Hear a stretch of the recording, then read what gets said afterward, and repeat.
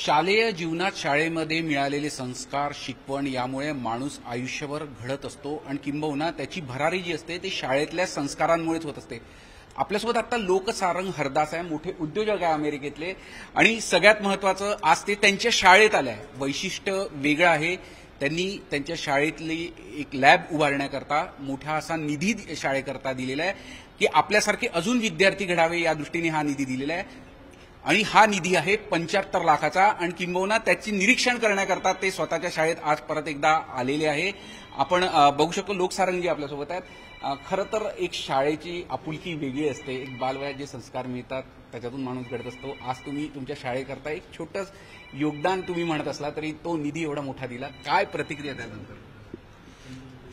आपल्या शाळेतल्या शिक्षक आणि सगळेच लोक आयुष्यामध्ये आपल्याला जन्मभर प्रेरणा देत असतात आणि त्यांनी शिकवलेल्या गोष्टींनी आपल्याला तेव्हा जर उमज नसला तरी शेवटी आयुष्यामध्ये जेव्हा आपण भराऱ्या मारतो तेव्हा त्यांनी सांगितलेल्या गोष्टींचा आपल्याला किती फायदा होतो हे मला अमेरिकेला गेल्यावर कळलं. आणि शाळेकरता काय केलं काय नाही केलं याची वाच्यता जरा जास्त करू नका, कारण की सगळेच जण करतात. मी पण केलेलं आहे, त्याच्यामध्ये काही मोठं वावगं नाही आहे आणि याहून जास्तही पुढे करतच राहणार आहे.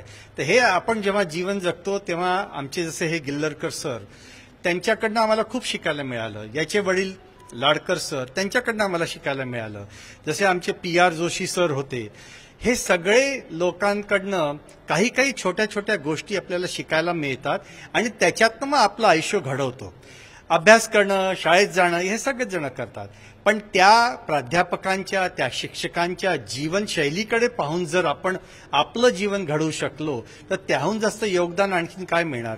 तर मी काय केलं ह्याच्याबद्दल बोलू नका, त्यांनी माझ्या काय केलं माझ्याकरता याला जास्त महत्व आहे असं मला वाटतं.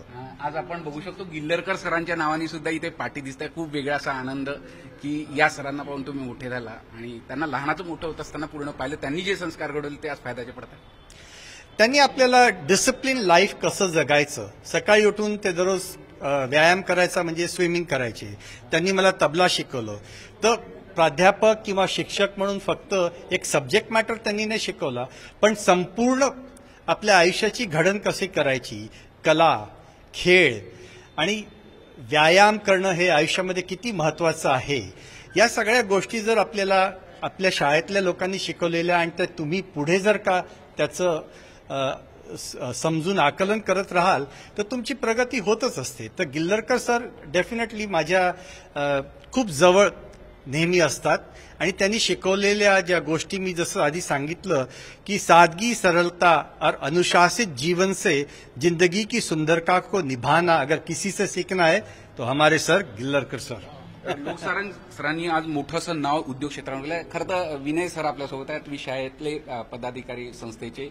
आज म्हणजे शाळेला उभारणीमध्ये फार अनेक लोकांची मदतीची गरज असते. एक शाळेचा ऋणानुबंध प्रत्येक विद्यार्थी देणं कधी ते शक्य नसते. ते पैशाचं किंवा प्रेमाचं मोल ते वेगळंच असतं. आज एवढा मोठा निधी दिला, किती हा निधी दिला आणि काय उभारलं त्याच्यामध्ये? तिसरा जो मजला आहे या CBSEच्या बिल्डिंगचा तो पूर्ण त्यांच्या निधीतनंच झालेला आहे. आणि ते जसं म्हणाले तसं आहे, त्यांना स्वतःला काही खूप आवडत नाही हे खूप असं ग्लोरीफाय करून खूप सांगणं. ते हेच नाही, संस्था अनेक संस्थांना त्यांनी मदत केलेली आहे. काय फक्त आपल्याच नाही, जिथे जिथे त्यांचा संबंध आले तिथे शिकले ते, किंवा जिथे त्यांचे वडील आई वडील IMAचे हे होते तर तिथले IMA, ब्लाइंड स्कूल अशा अनेक ठिकाणी दिलं. तसंच आपल्यालाही केलं त्यांनी.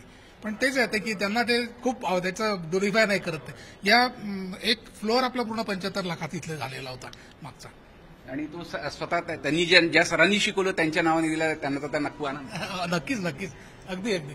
ते काय ते सगळ्या शिक्षकांचे ऋण ते मानतात ते खूपच एक वेगळं व्यक्तिमत्व आहे. सगळेजण नसता पाहिजे ना, आहे दानतही असायला पाहिजे ना असलं तरी. तर खरं तर बालवयात जे शाळेतनं संस्कार मिळतात आणि त्यातूनच माणूस घडत असतो. आज लोकसारंगजी अमेरिकेत मोठे उद्योगपती आहे, पण त्यांच्यावर जे संस्कार घडले आणि त्याची जाणीव त्यांना आजी आहे आणि त्या संस्कारांमुळे आपण मोठं झाल्याचं ते सांगताय.